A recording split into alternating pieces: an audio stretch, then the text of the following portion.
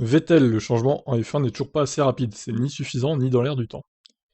Ah, Vettel qui tacle encore la F1.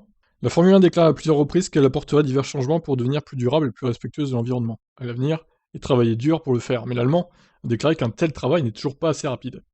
Il n'y aura initialement qu'une part de 10% de biocarburant ou d'éthanol l'an prochain dans nos F1, ce qui est ni suffisant ni dans l'air du temps. Je maintiens ma critique. Nous avons toutes les possibilités, nous avons l'argent et les ressources, nous pourrions faire des choses très sensées avec. La F1 souhaite faire directement le saut de l'O10 au carburant 100% durable en 2026, sans passer par le 85. Ça, c'est un peu dommage d'ailleurs qu'ils utilisent pas le 85 quand même. Les motoristes auraient pu adapter les moteurs actuels à l'éthanol, et la F1 aurait pu se fournir auprès de sources durables. Ça aurait été un message plus fort. Il a pas tort, hein, parce que le 10 c'est bien joli, mais bon, c'est pas non plus la folie. Hein.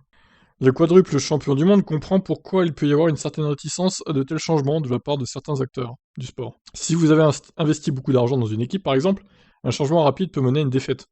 Mais ce serait une victoire sur votre propre ego. Vettel a été accusé par certains d'être hypocrite, car il prétend se soucier des problèmes environnementaux, mais conduit pourtant des monoplaces, qui restent gourmandes et prend des avions dans le monde entier pour gagner sa vie. Il reconnaît le décalage, mais veut trouver des moyens de faire une différence positive, tout en restant en Formule 1. Je conduis des voitures rapides pour le plaisir. Elles brûlent de l'essence des combustibles fossiles, ce dont je ne suis pas convaincu, mais nous n'avons pas encore le choix de faire autrement.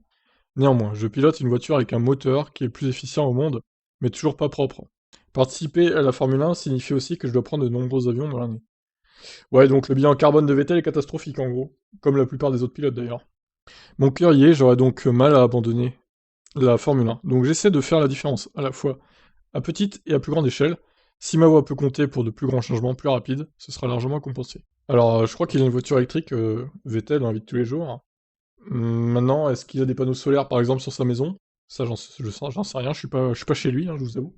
Mais ce serait peut-être l'idée, ouais, d'installer des panneaux solaires, par exemple, pour être quasiment autonome en énergie électrique, déjà. Ça pourrait être une bonne idée, une première approche. Je pense qu'avec les sous qu'il a sur son compte, ça devrait pas être trop dur. Hein. Donc voilà, bah écoutez, que pensez-vous de Vettel, du coup, de ses critiques envers la F1 et au niveau environnemental? Allez, ciao ciao.